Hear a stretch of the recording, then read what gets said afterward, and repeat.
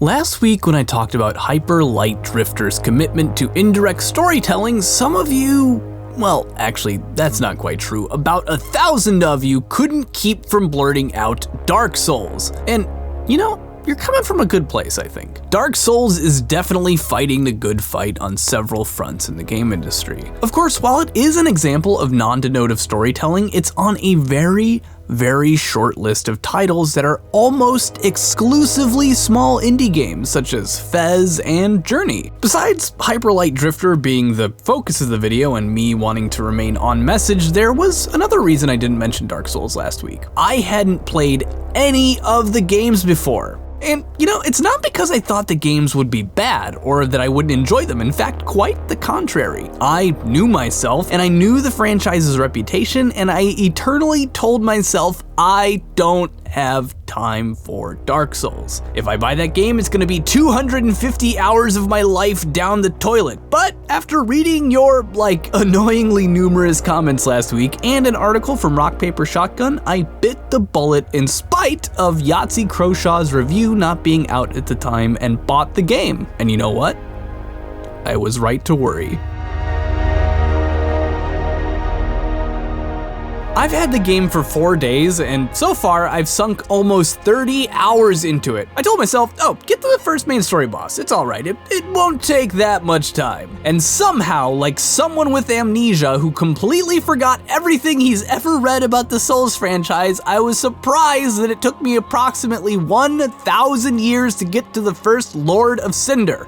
But whatever. I'm not here to talk about my first impressions or even to review Dark Souls 3. People smarter and handsomer than myself already have that covered. And I'm not going to talk about indirect storytelling, at least not directly. Instead, I want to talk about something different, albeit related. How game mechanics by themselves can tell a story.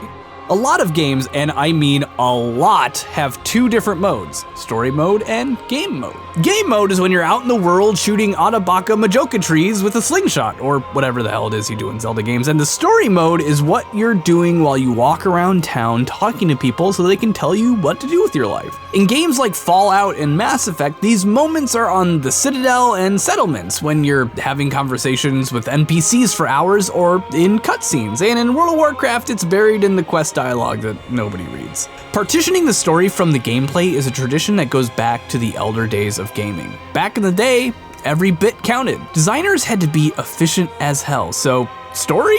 Fuck that shit, you get castle monsters and crocodile pirates. If you really wanted some context, open the manual or read the back of the box. Even games that wanted a heavy narrative bent to them, like the original Wasteland, had to conserve space by shipping an actual physical book to read along with the game. Of course, time progressed, technology advanced, and stories started to seep their way directly into the games, living side by side on the disc or cartridge with the game. Since then, games have been really slow to evolve and change the way they deliver stories to us. Story and gameplay are almost entirely partitioned between shooty bang bang time and talkie mash X to skippy time. It's in recent years that we've seen this trend start to shift a bit, with Undertale, spoilers for Undertale, crushing the fourth wall into a fine powder and snorting it like a line of cocaine into its main story, and Dark Souls bleeding every facet of its world into the main mechanics to make for one of the most immersive titles I've played in a long time. Its actual first-dimensional story aside, Dark Souls is a game about futility, weakness, nihilism, and the inevitability of death. It is effectively the polar opposite of the power fantasy. Everyone else has the power, and you are literal garbage, but it doesn't matter. The powerful are destined to fall, but even more so, you are destined to fall. Over and over and over and over. But it's not just you. The bosses and the enemies, the whole world is on the brink of succumbing to entropy. Everything's garbage, and even the sun has a dim, sickly feel to it, like the dark winter sun you get to see for only a few hours a day during the wintertime if you live where I live. I'm only a quarter of the way through the game, but already I can tell that, in the end, it doesn't matter what I do. I'm just giving grandma another good couple of days before the cancer lurches forward again and puts her in a coma. And unlike most games out there, this isn't something that is told to you by an NPC or read about in a codex entry. Sure, there's an intro cinematic and there are people to talk to, but that's not the primary delivery method. In fact, you could play through the entirety of Dark Souls and never read a single item description, skip through every piece of dialogue and cinematic, and walk away from it at the end of the day with a full and complete understanding of the core themes of the game, even if you don't realize it right away. Let's look at the most iconic phrase in the Dark Souls franchise. No, not get good, you died.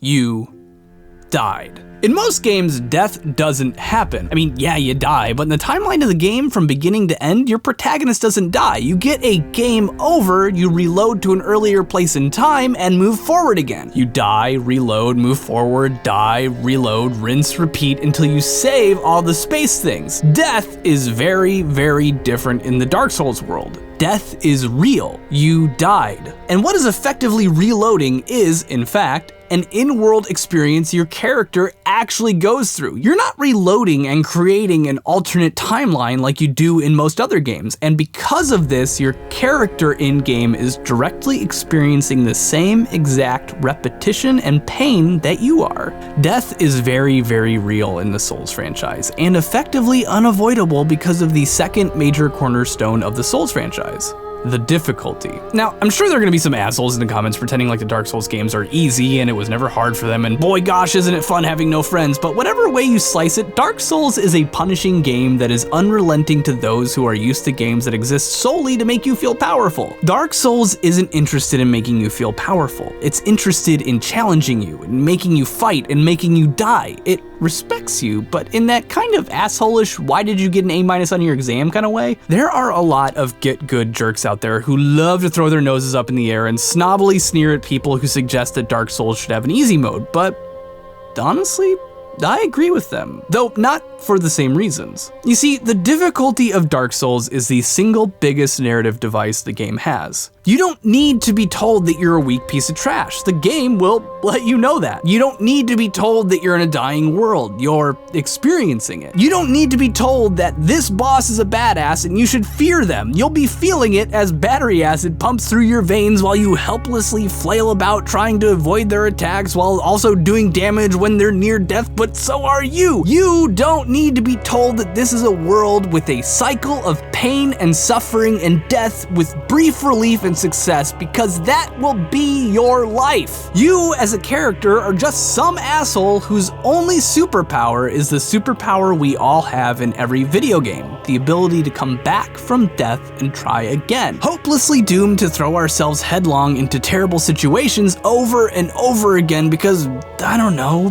because it's what you do. Even those who might get frustrated and stop at the first boss and never advance will walk away feeling defeated, just like the character was. Dark Souls makes you innately feel its dismal, wheezing world by making you a living avatar of its central themes: cycles of death and rebirth and perpetual struggle in the face of impossible adversity, surviving either because of raw skill, blind luck, or sheer tenacity. It paints a picture of a savage world and makes you live in it. Of course, the world only gets deeper if you decide to pay attention to the story and realize that director Miyazaki, no, not that one, the other Miyazaki. Director Miyazaki and the designers working under him tell their story to you using every angle possible, from the difficulty curve to the color of the sky, the flavor text in the items, and the melancholy of the music. This is not a hopeful world, and by the end of each session, you'll know it for certain. There's been a lot of experimentation with storytelling and gameplay in the past few years, mostly but not exclusively by indie developers, and it's clear to see that blending gameplay and narrative delivery is just getting started. While Dark Souls is an incredible franchise that has done very, very well, it's just one drop in the ocean. I'd like to see more developers like BioWare and Bethesda and Blizzard that want to deliver us a story wrapped in a game start to move away from segmenting the gameplay from the story to starting to utilize all the massively powerful tools on their tool belts to do amazing things that video games are exclusively equipped to do in ways that movies and books aren't. Actually, just scratch Blizzard off that list. I think they're probably a lost cause.